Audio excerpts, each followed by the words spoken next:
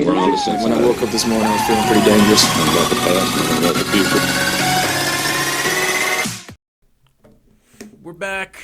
Draftvice. You want to follow Shane? He's at THEE_Shane_MCM, and I'm at Brojo Death Punch. And if you want to follow the draft, you want to follow the podcast, follow it at Draftvice on Twitter, at Draftvice_football on Instagram. And we are doing a fantasy football episode. Woo! All right, we're back to doing this again. It feels like it's been forever. Well, 2 weeks.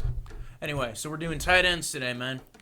And tight ends are weird in fantasy, right? There's like 3 or 4. We lost Gronk last year, R.I.P. Gronk, and now it's kind of back to being 3 tight ends. It never feels like there's more than 3 or 4 tight ends that you could ever trace. Yeah, and everything else is either Wishful thinking or solid guys. Like you had, a couple of years you have Delaney Walker. He's been a solid guy in PPR, and has been Mariota's love child for a very long time. Yeah, it was always his go-to. As a Titans fan, that's always been his. Like, he's the only one that consistently produces year in and year out, with the exception of last year when he got hurt. But yeah, me personally, I've never invested too heavily in a tight end because I always care more about running back mostly, unless it's PPR. Running back, wide receiver, quarterback. Well, it's also how many you get to start. And in most leagues, you only have to start 1, and you can start 2, whereas running back and wide receiver, you're usually at least starting 2. 2, 3, and then the flex. Yeah. Yeah. Well, all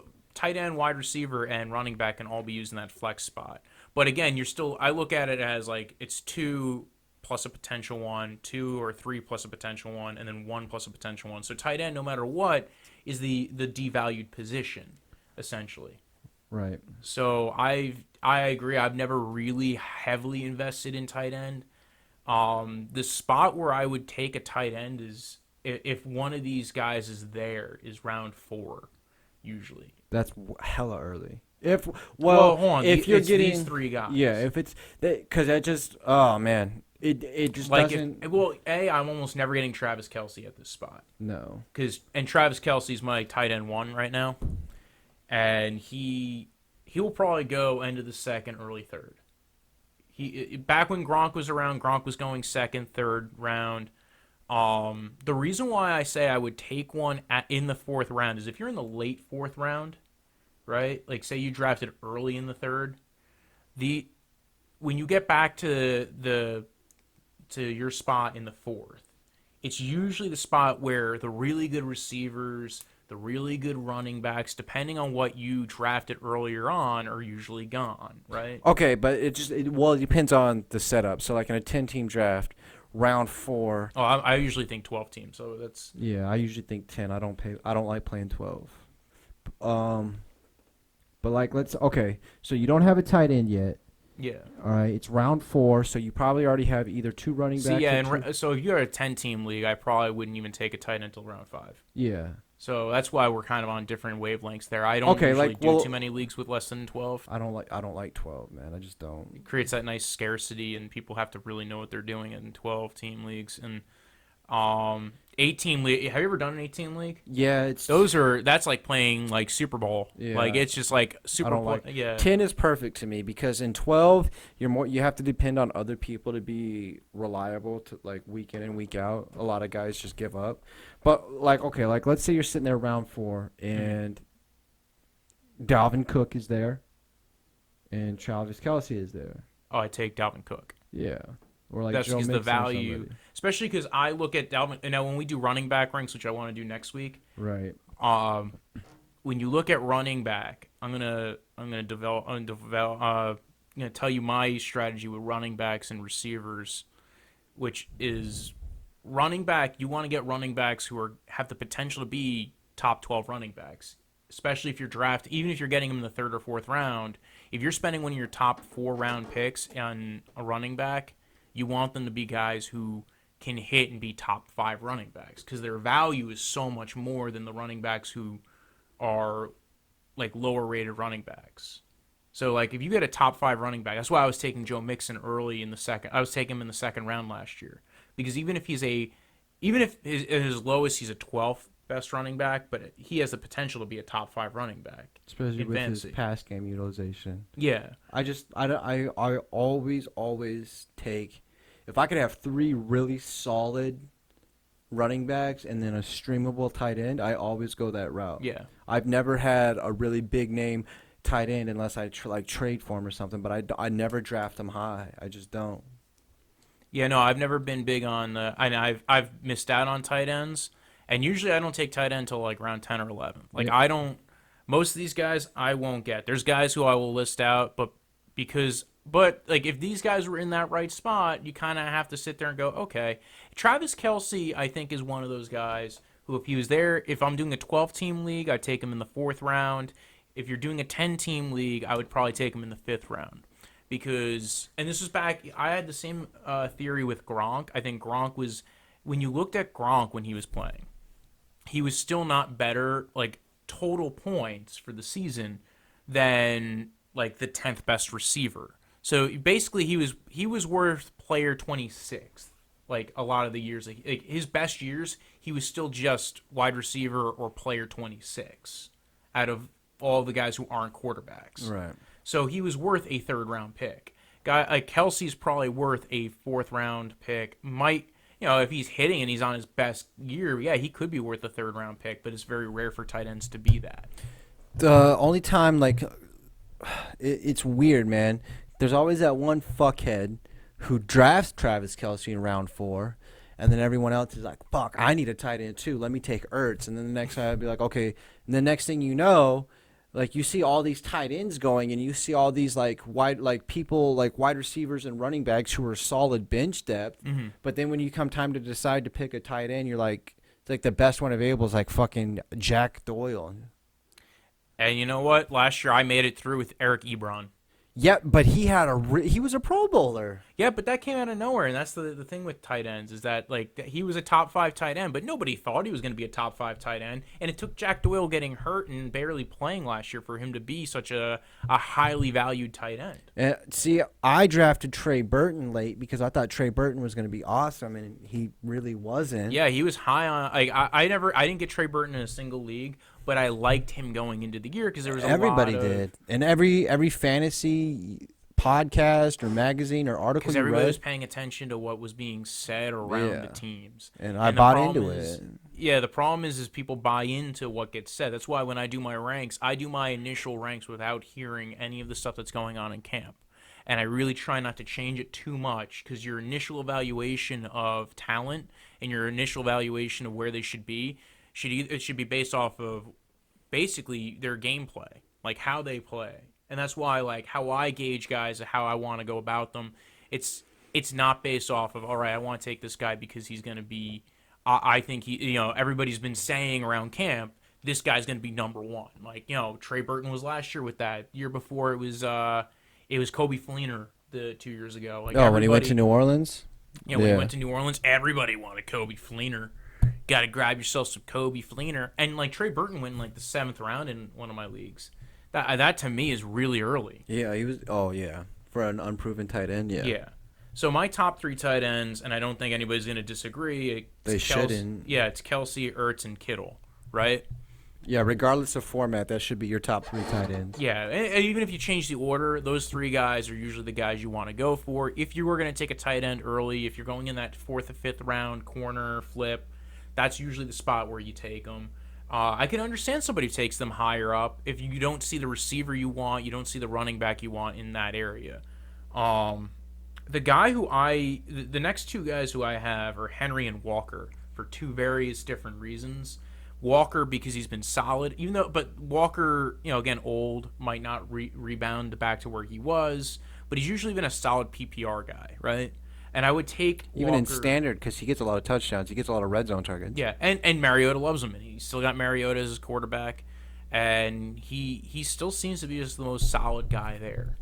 And so with Walker, with him coming back, now I'm hoping it's not going to be like a Greg Olsen thing, where he comes back and he's just not the same. Well, the difference though is Greg Olsen was a foot injury, not an ankle injury, and he came back too early. And with his surgery too, is they even said it wasn't going to fix it 100%. Yeah, and came back the next year and had the same issues. Yeah. So, but Henry's the one that I like a lot, especially if you can get him at a good spot, because Hunter Henry of the Los Angeles Chargers, I thought last year was going to be his pop year, and he tore his ACL. In camp. Yeah, so when you're already going into a year with him as a guy who, and the good thing is I think he's going to be fully recovered at this point. Oh, yeah. It's been well over a year since the injury happened, and a lot of people are going to forget about him. Yes, very good blocking tight end, but also a great receiver. Especially in the red Good zone. hands. Especially in the red zone. And I don't know if I know last year they signed Gates to cover for him not being there. Is Gates on the roster this year? I'm not sure. He might be. But I also don't think he's going to be taking as much from him. Like No. Gates is just going to be Grandpa Gates at this point. And And then- he wasn't that big of a deal last year. No, neither was Virgil Green. Well, Virgil Green's a blocking tight end. Everybody always wants Virgil Green to turn into something. Back when he was on the Broncos, like that was the dream. He's a good blocker, really good blocker, and he actually can catch. Shockingly can catch, but he's just never utilized, and he's not a good route runner. So those are the things, and he doesn't get a lot of separation. But when he's got solid hands, he's kind of like a Jesse James, like a good number 2, better blocker than Jesse James. I have this whole block of tight ends that everybody kind of, you throw them up in the air. Jordan Reed was actually generally healthy for a good portion of last year, and still didn't do what I thought Jordan Reed would do. Because he didn't have he didn't have his quarterback thrown to him. Because It was that guy's on the weird, Minnesota though, because Vikings. Alex Smith fucking loves tight ends. I thought he was going to do awesome because of that, and then... So did I. I thought he was one of those guys that if he hit, you were going to have a benefit of this very strong... Again, another guy who does better in PPR in a lot of years when he's been healthy. I thought he was going to be one of those guys that if you got him late and he popped, he was going to be a solid pickup. And he really didn't do anything. Just always hurt. He's always hurt. And then now you have the question of, well, who's even going to be the quarterback? Now you got Case Keenum. Now you got Dwayne Haskins. Now, if Dwayne Haskins is the quarterback, not for nothing, a lot of times rookie quarterbacks start to their tight end. Yeah, it's like their little safety valve. Yeah, so a lot of these guys that I'm bringing up this year are guys who I think maybe can rebound a little bit. And maybe, again, I don't waste high picks. I don't think I take a tight end until usually the 9th, 10th, 11th round. And that's usually only if I see a guy who I really like. I never reach on tight end. Nope, I usually go to the waiver wire for him, usually like for a few weeks, depending on matchups. I know you had mentioned, we were talking before this, we were talking about Jared Cook. He's now going to New Orleans. I had mentioned earlier people went bananas for Coby Fleener when he went to New Orleans. And I think Jared Cook's going to be the guy his stock's going to go up, especially because he did well on the Raiders. He's always that guy who... Like, last year was the first time in fantasy where he really ended up popping in fantasy. Yeah, because he didn't do much for the Packers, or the Rams. Yeah. Right? But it's like, I don't think he's going to be as good because it's just the Saints have so much more options than the Raiders did. And that's not a knock on Jared Cook at all. He's talented. I just don't think it's a position they really utilize. And I think it's also scheme, and I think with Gruden's scheme, tight end was such a value. Oh, yeah. Because there's a lot of checkdowns. There's a lot of using the tight end as a release valve. But when you have arguably a top 5 person at both wide receiver and running back, I mean, and then a good supporting cast around him, you're going to tend to forget about the tight end position. Like, I think he'll have a couple games here and there, but at the same time, I don't think he's going to be somebody you can depend on almost every week like you could with the other people you named. Yeah. We talked a little bit about Ebron and Jack Doyle. That's really going to be the question: is how are they going to utilize those two guys? And if there's no Jack Doyle, I like Ebron. Like, I do like him. And I liked him when he was in Detroit. I always hope he would eventually develop into something. And they at least have found ways to utilize Ebron. But when you have this split of who are they really going to value, I remember last year when Jack Doyle came back, there was a game where Ebron didn't get anything. And that kind of makes me really worry about how they're going to utilize that. Like, I don't know if I'd really want to waste a high pick on Eric Ebron. And that's what sucks, too, because they have the opportunity to have those boom games, but it's like, fuck, man, you never know when it's going to be. You really just got to roll the dice and hope you're lucky. Yeah. Eifert was a guy who if you guys know Tyler Eifert, Gets hurt. he's never been able to stay healthy. He But he hit- had one year where he was just this elite Awesome. tight end. Yeah, and then he just got hurt. And every year fell after off that. the map. And And- even before he had that elite year, he was another guy who got hurt a lot. And he doesn't just get hurt, but he gets hurt. Like Yeah. crazy injury, like broken back, shit like that. Another guy who there's a guy who I do think is going to pop up this year, and the only problem is he has the same issue that Ebron and Jack Doyle have, is O.J. Howard. I like O.J. Howard. I think, again, he's one of those guys who can do literally everything. He's a athletic freak. Oh my God! I remember when he came out of the combine. He is just a unique individual, and if he didn't have a teammate who was also at least a solid tight end, Brait? yeah, like, and that's the thing. Like, I didn't understand why they kept Brait, especially because Brait's a move tight end. Winston loves him though for some. Like Winston Yeah, targets the well, shit and out that's my problem with O.J. Howard, especially if you're like in a dynasty league or you get to keep him for a few years. Is I don't know where his future's going to go, because like I don't know if they're going to keep Jameis Winston. I don't know if next year they're going to go ahead and draft somebody totally different. I don't know what's going on in general with that team, other than Bruce Arians is there for right now. But I do like O.J. Howard. Hopefully, like, because he does play really well. No, he's a fucking athletic freak, man. And he does everything really well, and that's a guy who could take a leap forward. A guy who was two guys who were drafted with him, Njoku and Evan Engram. I remember Evan Engram had a really good rookie year, and then last year didn't do anything. Nothing. And that's who I drafted. That That's was- the tight end I drafted. And he's an athletic freak. He's Yeah. basically a receiver at tight end. He ran a 4.4, and this guy can just go ahead and zip across the field. I now I think this year he's gonna maybe be more involved. So I Well, think, the thing is, though, it's not a knock on him because PFF showed like the highlights of him. He was wide open. It's just Eli wasn't hitting him. so that's a big problem. Is he still has Eli as his quarterback. Yeah. Unless you're hoping Daniel Jones takes over, like, what are you gonna do? Because now all Eli's gonna do is just throw to Saquon. And throw to ruin that Saquon. kid's poor fucking career, man. Yeah. Well, at least he's not running into the wall. At least he's going to get tackled out in the open field. But it's a waste if you're drafting a running back that high who's It's a going to be shame, an elite dude. running back. I think, man, I hope not. But remember when Todd Gurley had that great rookie year and then second year didn't do fucking dick? Yeah. I'm hoping that doesn't happen to Saquon. Well, but then Todd Gurley came back. Todd Gurley came back once they got rid of Jeff Fisher. Yeah. And they threw in a different scheme, and they got better O-linemen, Mm-hmm. and they invested in making the game work for both Jared Goff and Todd Gurley. Yeah, something that the Giants haven't done. Anyway, And I don't even, like, Pat Shurmur, I think, is a decent head coach. he is, but I don't think the GM lets him be who he wants to be. Yeah. And they just did. Too many hands in the pot. Yeah. And I was also talking about David Njoku, another guy who they got drafted with. The only problem there, it might be a lot of pieces in that offense that is Njoku going to get a big amount of it. He's going to have a boom game here and there. That's for sure. Yeah, and he's developed a bit more over the last 2 years. Yeah, because he had a problem with drops. He had a problem with drops, and he's gotten better as a blocker actually. Mm-hmm. I know the GM called him out a little bit on that as far as getting his blocking into high gear. Who, Dorsey? Yes. So, Njoku, out of those three guys, I think OJ is the one that I think is the best right now, and I think has Talent-wise and in terms of potential to yeah. pop.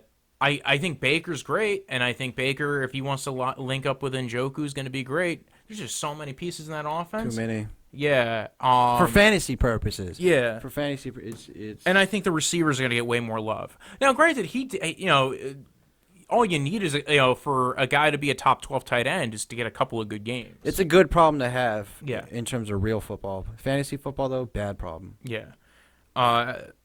Another guy, a guy who I think is actually going to be a big pop-up this year and a name that's going to go underutilized is Vance McDonald.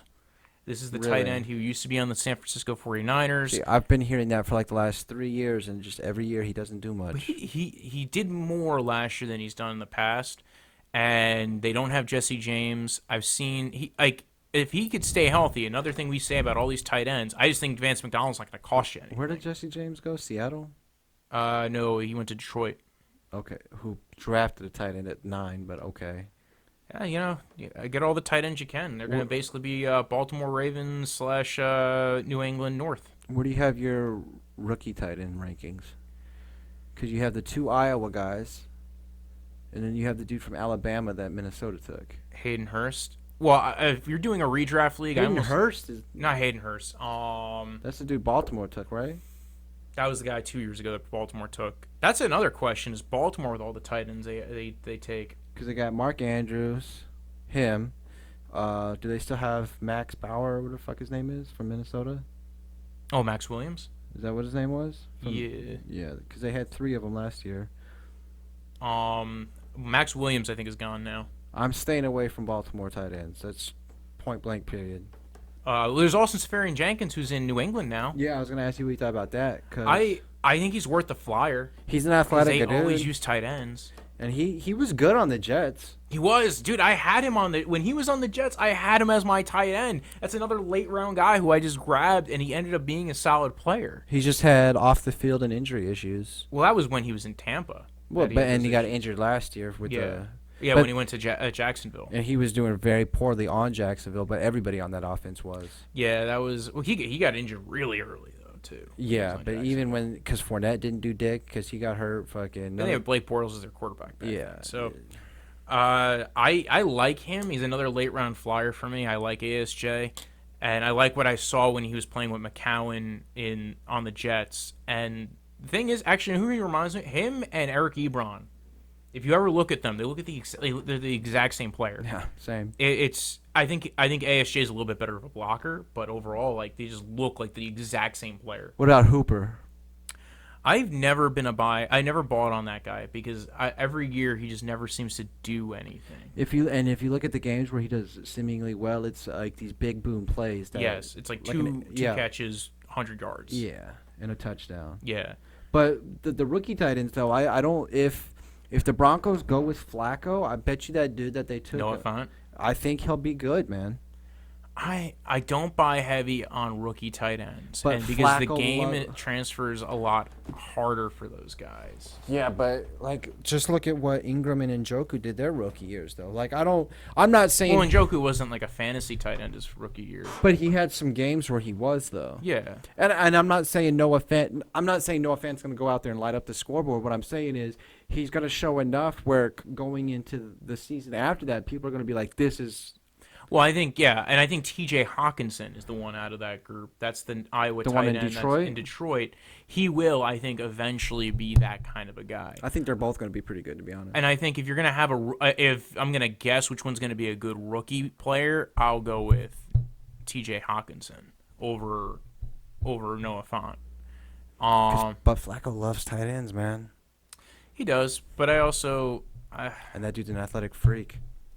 He is. And he can block. He's not like totally out of it. What about the dude the Vikings took? I can't. Palmer out of Alabama. The only thing is they still have Kyle Rudolph. And Right. they actually they gave Rudolph an extension. He's getting old, though. And also that guy has more of an H-back body. He's a little bit smaller than the other two. Okay. So I think it's going to be a little bit more developmental time for him. There was a guy who went a little bit later that I thought was actually the guy who went to the Bengals, the one that went in the second round, Sample. Out of where? I don't remember. I can't remember. I thought that originally people were saying, oh, he's kind of more of a blocker or whatever. But if you're looking for a guy who can maybe pop a little bit, maybe him. But I don't invest heavy on rookie tight ends. If you're a rookie tight end like a Gesicki, like in Miami. Like last year, like everybody was talking about him because he's so athletic. Now he might pop this year, but Gesicki, I don't know. I even watched tape of the guy, and the guy looked like he couldn't do much. Like he's not a good route runner. He's athletic. He's a Penn State tight end. He's really, like everybody coming out of Penn State, he's a super athlete, and you hope that he develops into something. Most people at the NFL level are athletic, especially nowadays. All right, speaking of that, because there's another tight end that I hear about all the time, like super athletic, super freak, played wide receiver in college, but then he comes to the NFL, granted, he was on a bad offense, but Ricky Seals-Jones in Arizona. Yes, I actually liked him last year, but I again another guy who he's more just a late round flyer. Yeah, or Because a you waiver don't know wire how they're going to pickup. utilize him. Yeah, unless you're in like a big league, like 12 teams or more, he's probably not going to get drafted. Yeah, no. No, he's not going to get drafted in any 10-team leagues. No. He might go in a couple of 12 teams, especially if you're in some leagues that sometimes they take 2 tight ends for some stupid reason. And I've been in 12-team leagues where people took 2 tight ends, and it's like I needed a backup for my tight end, and it's like why?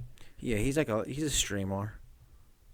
I think it's more for me. He's one of those guys I keep a note on to kind of pay attention to. Yeah, but I don't know if I draft him. I think I keep an eye on him. There's too many question marks on the offense already anyway. Yeah, I mean the good thing is he's athletic. Super and athletic. He definitely fits something that Cliff Kingsbury would utilize. Mm-hmm. But again, I'm not a guy who if I fucked up on tight end, just didn't take anybody the whole time, and I was just like, all right, I'll take this guy, which I've done before. I'll punt on tight end all the way to the last round. What about we haven't brought up Jimmy Graham. He's on here, and the thing with Jimmy Graham is he's old now. He's old. I mean, he's been old though. He's been old. He's been off of that. But he's not going to get patella any tendon younger every time. Like he's been old and he just keeps getting older. It's the way life works. But he's also just not been that athletic. I wouldn't waste an early pick on Jimmy Graham. No, I probably wouldn't even draft him. Listen, if he fell to the 12th round, and my options were Jimmy Graham or some rando or Jimmy Graham or ASJ. Well, Austin Seferian-Jenkins, I could probably get later.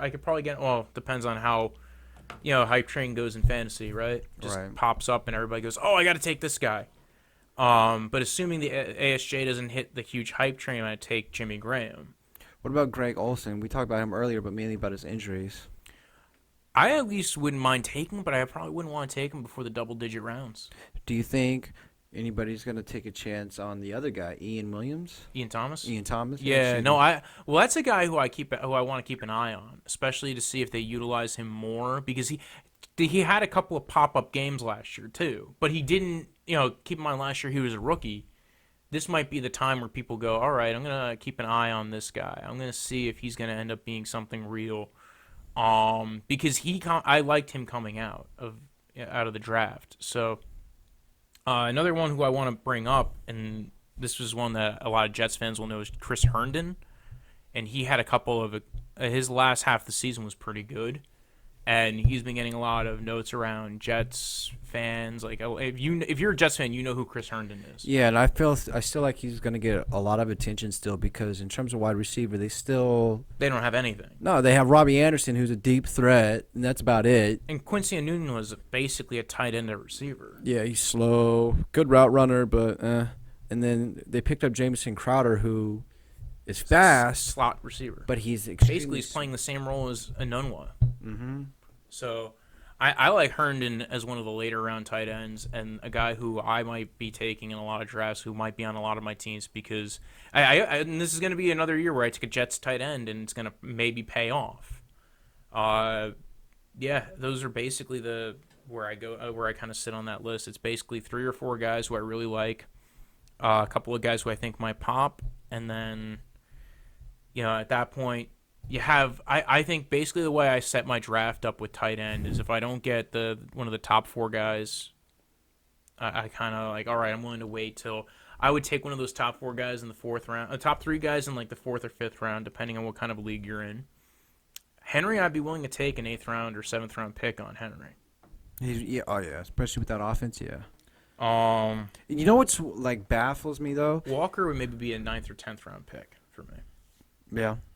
And then I don't think I would take anybody else before the 10th round. Unless I really was starting to feel good about... No, I don't think because there's a single one. If they're on the board, that means somebody else is on the board at a different position that you need.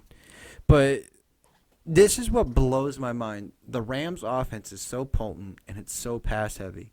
But Higbee and Everett are their tight ends. Yeah. They do nothing. Nope. Nothing in no format, standard or PPR, nothing. It just blows my mind. And everybody talks about how athletic Gerald Everett is, but he never gets the ball ever. He got the ball a couple of times at the end of the year when they lost Cooper Kupp, and everybody thought that was going to be where the offense was going to go, is they were going to use Gerald Everett more in the slot. And it just went to Reynolds. Yeah. No, I think, again, like we said, tight end, rough position to draft. It's a very strategic. You either plan when you're going to get somebody, or you just don't give a shit at all and put all your chips in other positions. Yeah. And I can understand somebody who says, listen, I can get a top 3 tight end and I can get a wide receiver 3, and that can get me, that'll get me further along than if I take a wide receiver in the 4th round or the 3rd round. The thing is, though, if you take a top tight end early, you're creating a detrimental situation for one of the more important positions. Yeah. I don't disagree. Yeah. So. All right, so that was our tight end episode. Tune in next week. We're going to do running backs, and then we'll follow up with receivers. And then we'll start getting into guys who I think by that point will be hitting August at some point. We'll probably be talking about some sleepers, some guys who maybe we think are being undervalued via ADP. And, we'll talk more about fantasy as the summer goes on. You can follow Shane at THEE_Shane_MCM, and you can follow me at Brojo Death Punch, BROJO. Death is in the end of life. Punch, like that thing you drink at parties. And you can follow the podcast at Draftvice on Twitter, at Draftvice_football on Instagram. Like the episode if you're on YouTube. Subscribe to the channel. And check out some of our other videos. We have a quarterbacks episode that we did. And if you're watching this after we've done some of the other ones, check out our other fantasy episodes. Check out the other ones where we have Quinn on. Or some of our more interesting draft questions that we do. Like, what's better, Reese's Peanut Butter Cups or Kit Kats? Which one do you think went first in our candy draft? It's a hint. Anyway. And if you're on iTunes, subscribe and rate and leave a review. Have a good week. We're on the same When I woke up this morning, I was feeling pretty dangerous. about the past and about the future.